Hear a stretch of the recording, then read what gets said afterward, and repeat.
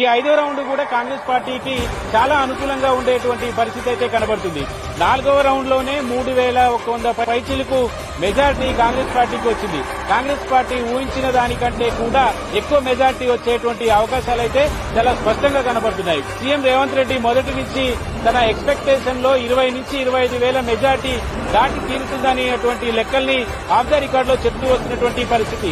ఈ నేపథ్యంలో ప్రస్తుతం జరుగుతున్నటువంటి కౌంటింగ్ లో వస్తున్నటువంటి సరళి గనక చూస్తే సీఎం రేవంత్ రెడ్డి అనుకున్నటువంటి మెజార్టీకి చేరువయ్యేటువంటి అవకాశం అయితే కనబడుతుంది. 4 రౌండ్లు ముగిసేసరికే 10,000కు చేరువలో కాంగ్రెస్ పార్టీ ఆధిక్యాన్ని ప్రదర్శిస్తున్నటువంటి నేపథ్యం అయితే కనబడుతుంది. నెక్స్ట్ వచ్చేటువంటి కౌంటింగ్ సంబంధించినటువంటి డివిజన్లని కనుక మనం చూస్తే రహమత్ నగర్ ఉంది, వెంగళరావు నగర్, యూసఫ్ కూడా ఇవన్నీ కూడా కాంగ్రెస్ పార్టీకి అనుకూలంగా ఉండేటువంటి డివిజన్లే.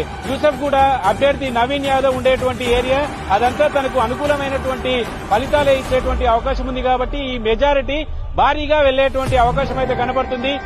జూబ్లీహిల్స్ పై కాంగ్రెస్ జెండా ఎగరడం ఖాయమైంది.